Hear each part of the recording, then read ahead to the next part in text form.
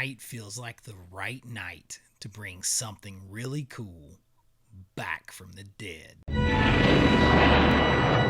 Back when this channel first started, and I mean the very first weeks, when there were basically no subscribers, no algorithms, just me talking about movies because I love them, I launched a little series called Midnight Movies with Chase.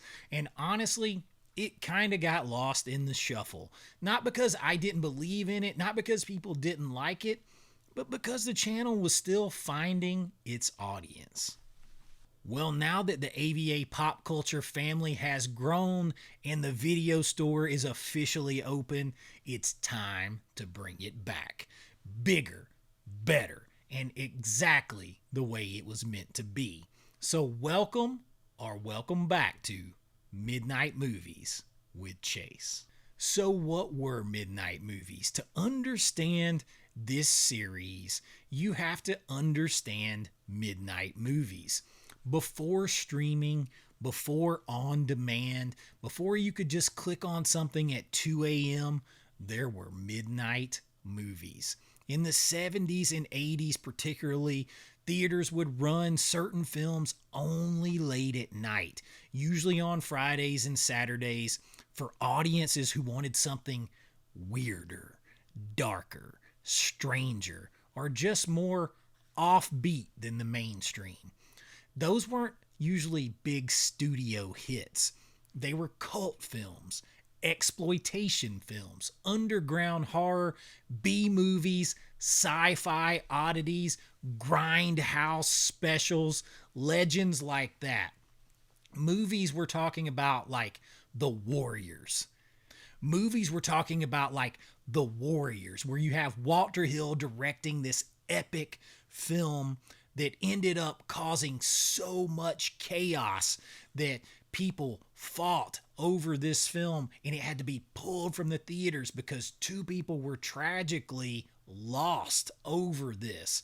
You have The Evil Dead that got banned, pulled from theaters. And then you have wild, infamous films like the Ilsa series that were very boundary pushing.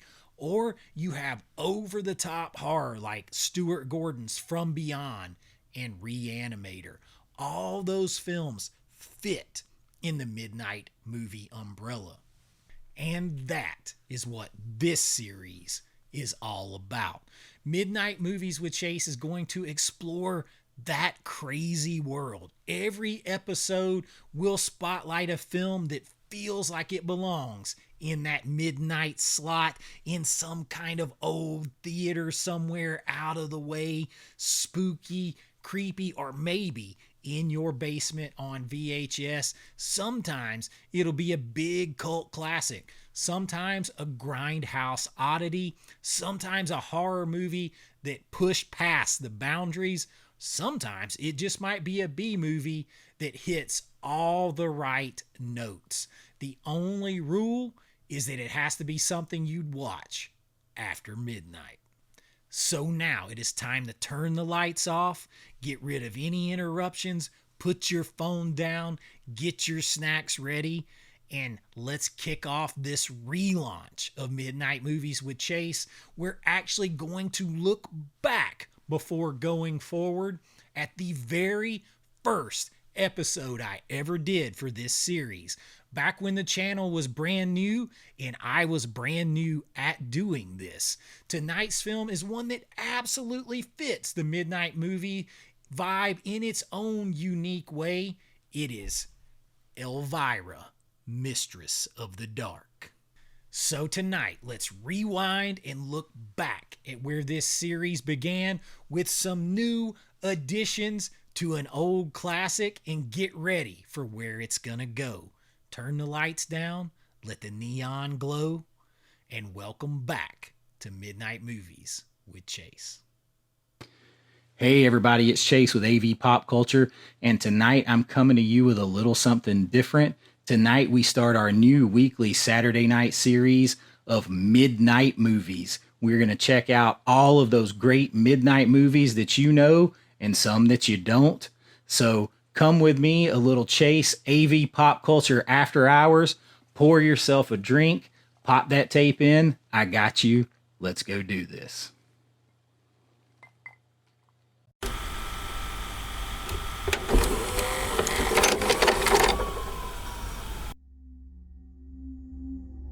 Well, it's late night Saturday night again, boys and ghouls out there in TV land.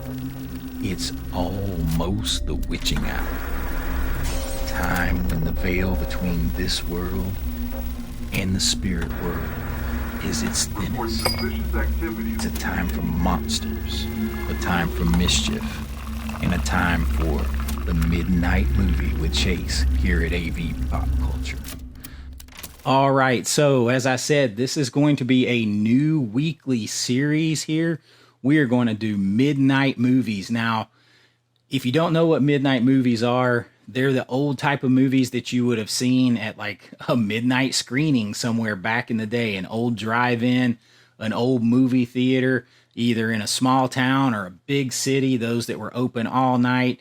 And you would see everything from Rocky Horror Picture Show to The Warriors to grindhouse films, exploitation films, B horror, raunchy comedies, real raunchy comedies, sex comedies, things like that. It had a little bit of everything. Today, you might identify it more with something that you would have seen like Elvira do back in the day, or Joe Bob Briggs doing now.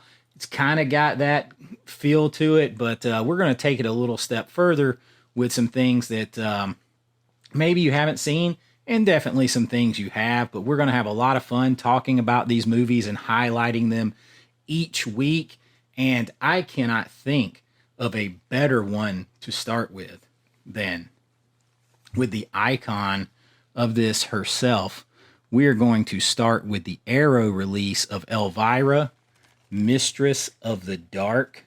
I mean, you can't start with a more perfect film than Elvira when you're talking about midnight movies, because Elvira's movie macabre was like kind of groundbreaking when it came to that. I mean, when Elvira started off, Cassandra Peterson, who plays Elvira, she was making about $300 a week, sitting on a couch in a little room, recording, herself talking about these schlocky horror movies and things like that. And now she's, parlayed that into a mega $1 million empire. But this film, Elvira, Mistress of the Dark from 1988, was like really one of the first ones that she played herself in a sense. She played her character that she created. She played Elvira, Mistress of the Dark, in the film. So she was already in character. And this film is a horror comedy. I mean, more emphasis probably on the comedy, but it just has that. I mean, Cassandra Peterson is one of the co-writers of this film, and she definitely she went for it. She knew exactly what her audience was. She knew that it was that even in this movie itself, she hosts a midnight movie. In this film, she hosts a midnight movie showing of a horror movie, and to a full theater, and then she does a performance very kind of like Rocky Horror Picture Show, flash dance, style. She has a live performance with the movie. And I mean, this is what this movie is. This is what Elvira helped make famous, was bringing these schlocky B movies. And for her, it was more B movies. She couldn't really do as much grindhouse and exploitation films and like the hardcore horror the way that we can now with, because everything she did was mostly over the air. Even though it aired late at night, you still had your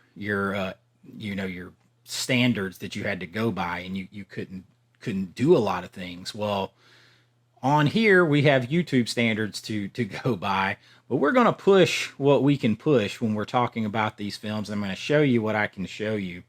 We're going to talk about it. And so this film starts out, she's about to lose her job. She's basically doing her job as Elvira at the beginning of the movie.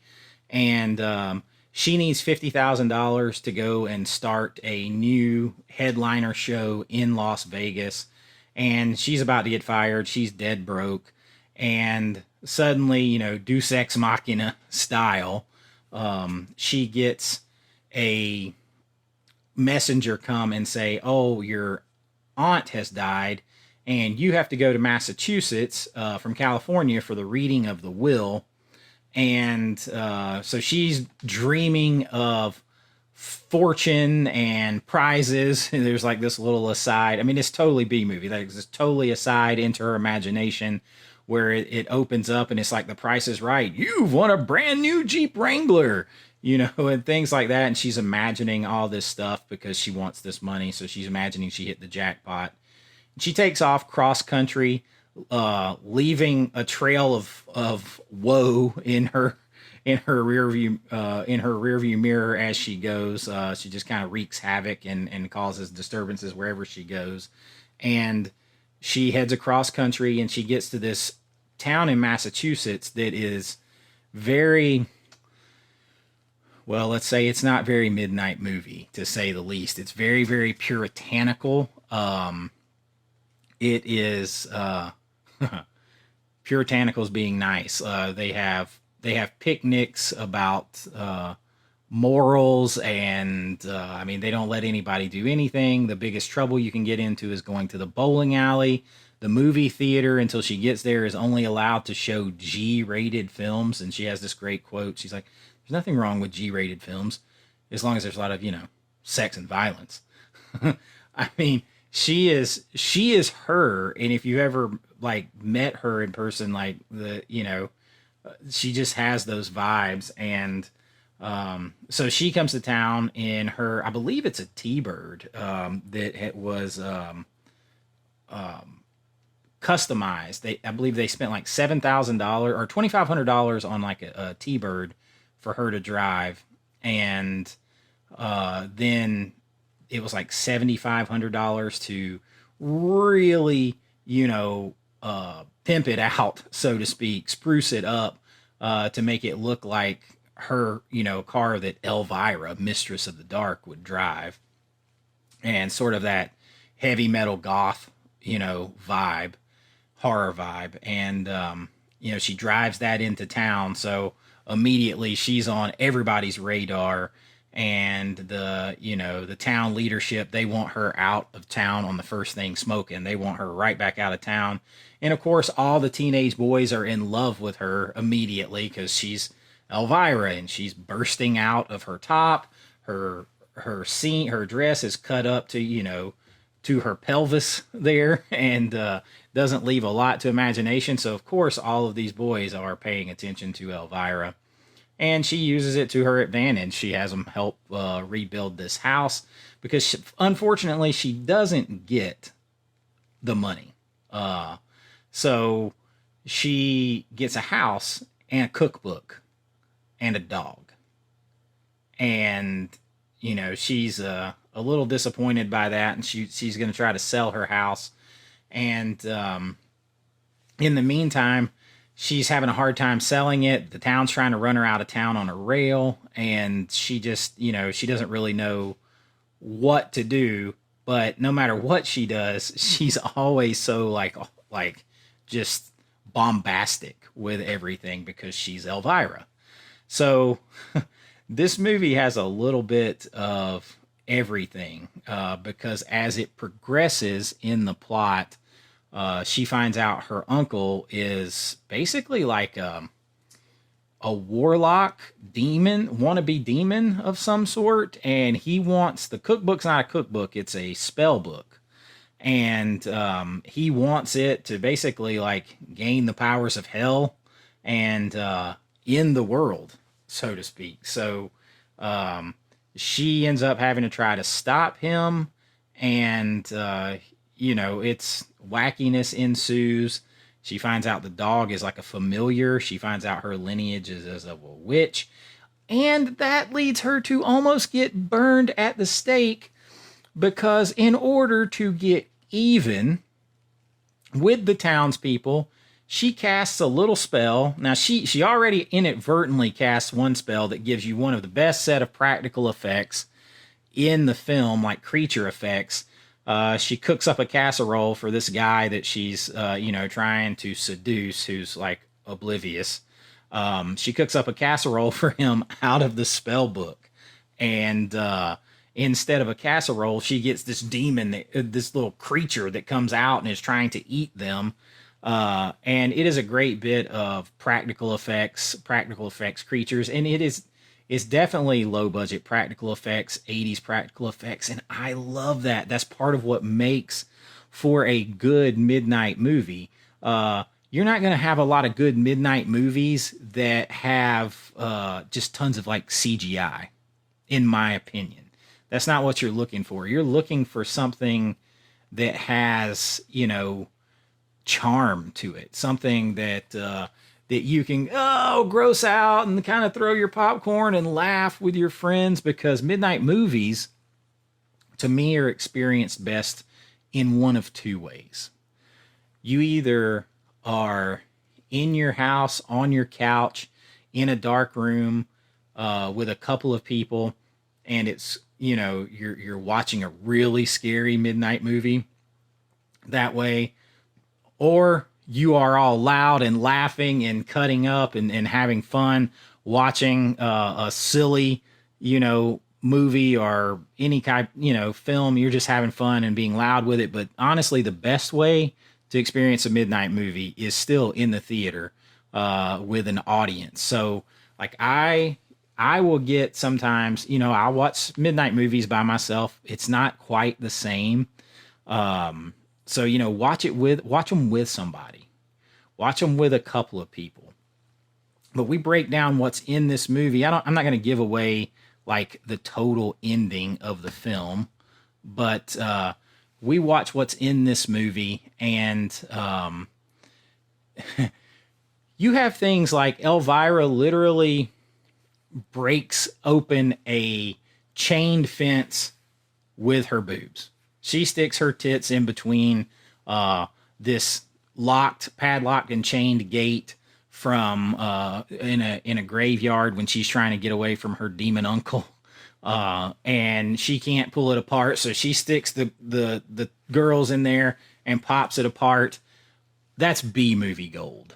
That is midnight movie slice of heaven right there. You've got, it doesn't get more midnight movie. It doesn't get more fun. Don't take yourself too seriously. B movie that you want to enjoy and laugh at and just chuckle and have it be ridiculous while you eat your popcorn or drink your cocktail. Then seeing the one and only Elvira, Mistress of the Dark, pop her cleavage through a gate and bust open the lock. That, you would think that maybe that would be the topper, that would be what is the most awesome B movie, midnight movie shout out in this film. But oh no, it isn't.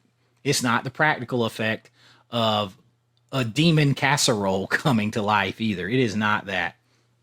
I actually think the coolest, funniest B movie shout out, midnight movie. I mean, I would love to just see this pan up on a big movie screen again. I saw this movie in the theater as a kid. But there's a scene where she's fighting her demon uncle. That's what I'm going to refer to him as, her demon uncle, because I don't want to give everything away. She's fighting her demon uncle, and she runs into a sporting goods store. And if you really look, this is something else that's interesting when you see these midnight movies that have low budgets. You'll see sets and things from other films.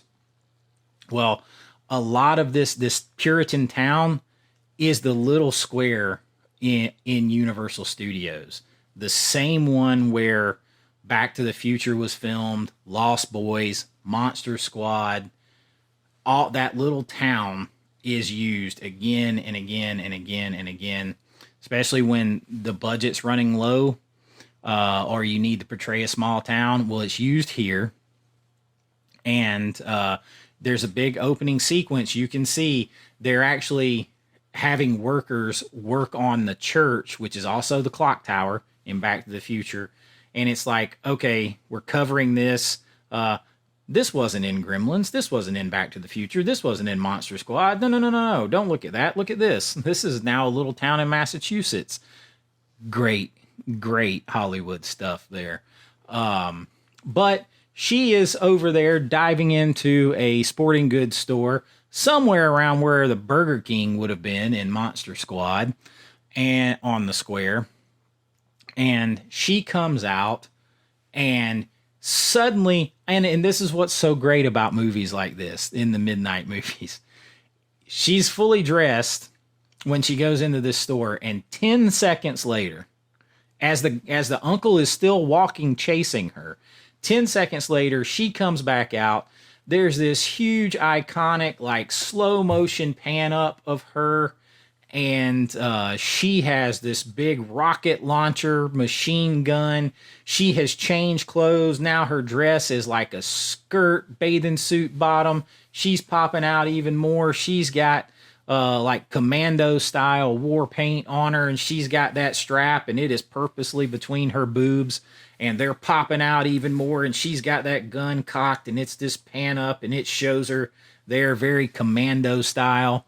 And then it does the badass like action movie tight shot on the face as the eyes squint like an old western, and she gets ready to fire. And she fires, and things maybe don't work out like she wants to. But it is such a it's such a cheat. It's such a cheat. It's the kind of thing that you're going to see in a midnight movie, in a B-schlock horror movie. And to me, there's a couple of ways, a couple of things that make a midnight movie or a cult movie and make them great. And one of those things is if it knows what it is starting right out of the gate, right? Like Elvira, Mistress of the Dark, Cassandra Peterson, she as Elvira, she had hosted countless numbers of these movies. She knew what her audience was. She wanted to have fun with it. Nobody's taking themselves too seriously in it. It is just ridiculous. Suspension of disbelief. Fun. It's just fun. The other way you can get a great midnight movie and cult movie is more inadvertently, to me.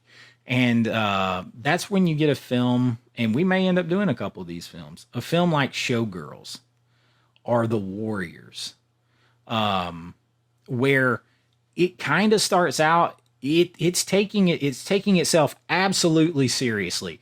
Showgirls, Paul Verhoeven, I am a huge Paul Verhoeven fan. But the movie didn't work out. Like, it flopped. The Warriors kind of didn't do well when it came out. And these are massive, like, midnight cult movies, now. And what happens is they find a new life, a new audience where it's like, man, this movie, we appreciate everything in it that other people think is bad, because these people put their heart and soul into it, and there's good shit in it, right? There is absolutely good shit in there. And that's when you get a movie like Showgirls or The Warriors, where there's good stuff. And later on, it finds its home. It finds its audience. There's another film, Donnie Darko, and we'll get into that one maybe too eventually, and I've got another video planned for that. But let's keep it here in the midnight vibes. Donnie Darko flopped at the movie theater. But when it found its way to home video, it set records.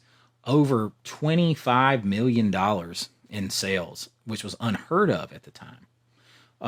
And now it is a cult classic. It is a rite of passage for millennials in a lot of ways. And it's just one of those movies that you have to see. And even if you don't understand it, don't like it, it's one of those that you need to say that you've seen. And that's sort of like what we're getting with the midnight movie. And it's exactly what Elvira did beautifully.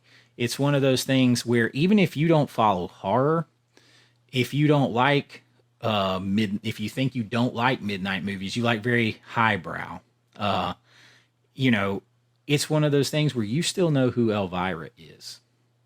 You might, and so if you turn on this movie, you know what you're kind of getting from Elvira.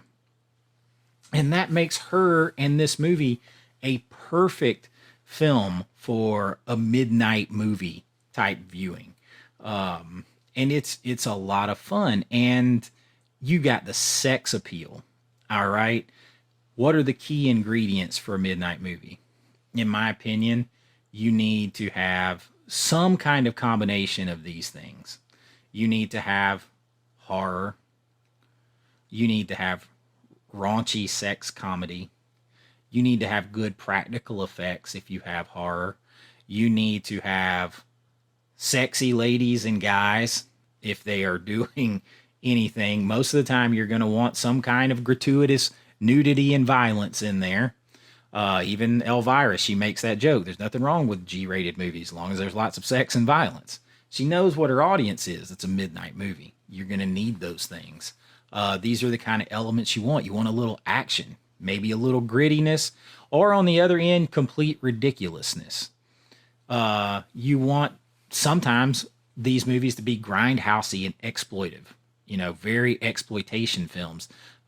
We're talking She-Wolf of the SS, where, it's a Nazi sexploitation type film, and it's a female blonde Nazi, if you haven't seen it, where it is like forcing prisoners to have sex with her, and if they don't bring her to satisfaction, she castrates them.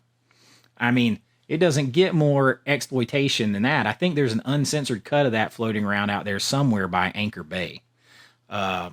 Very much a midnight grindhousey movie on the other end of the spectrum of Elvira here. Elvira is fun, B-movie, light, schlocky. I'm not even sure if Elvira may be rated... I don't even think it's rated R. Yeah, it's PG-13. And that's actually kind of surprising. I think that that Cassandra Peterson herself, although she helped write the script, she could have went with R. But again, she had been hosting midnight movies that were,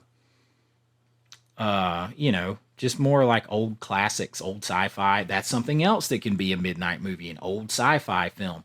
Mind-bending, mind-twisting type films. And these are all kinds of things that we're going to go over with the Midnight Movie series here. And so you can look for all kinds of that stuff in here, deep conversations about it. I'm going to try not to give away the entire plot of every movie that we talk about. Elvira, it's a light movie. Things are probably going to turn out in her favor at the end. It's Elvira, and she wrote the script. And she worked what she had. Totally exploitation in that. She's exploiting herself. Her tits all the time. What she's wearing. There's scenes where she's undressing and guys are taking pictures of her through the window, and she just has a ball with it. And because that is what midnight movies are all about. It's either you're not taking yourself seriously, or you took yourself seriously and then nobody else did to start with, and then later they found the seriousness and stuff like that in it. Or there are those rare films, and we're going to get to those too, that were seriously targeted for a midnight movie type of feeling from the beginning. They were serious, they were critically acclaimed and everything, and they have just held on in there, and we're going to get to one of those in episode 2 next Saturday night. But right now, Elvira is on my mind. I watched it tonight. I can't show tons. I'm sure I've showed some as we've been talking, some video. But I took pictures of the screen as I was sitting here watching it because it's just so much fun. the color, the imagery, everything else. She paints her house in the film 50 different colors. It's just ridiculous and over the top because that is Elvira. That is Midnight Movies. And I hope that you have enjoyed this first episode of Midnight Movies with Chase After Dark here. And I have had a lot of fun. This is just the tip of the iceberg. Let me know what movies you would like to see me do as part of our Midnight Movies After Dark with AV Pop Culture here. And maybe we'll use them. If I do use them, we'll give you a shout out. I got some planned. I really, really enjoy doing series like this, and you're going to see others from me too. But this one was one that was on my mind from the minute I started this channel, because I think Midnight Movies are kind of like the foundation of what we do. Like almost, I think of most everything that Argento does. Demons, that's a midnight movie. I mean, it's hell, in the movie they're going to a midnight type movie, and then the demons come out. Like, these are all the things that midnight movies conjure in my imagination, and that's kind of what I with the start of Elvira here. That's kind of what I wanted to do with this first episode, was to find out from you what you like, what you think a midnight movie means to you, and kind of lay out what I think it means to me. And, we're going to go from there, and it's just going to get better and better and more fun. But there was no way to start a midnight movie series more appropriately than with a midnight movie icon herself, Elvira, Mistress of the Dark. So I hope you've enjoyed it. And until next time, be kind, rewind like always. This is Chase with AV Pop Culture. I'll see you guys at the Midnight Movie real soon. Cheers. I know.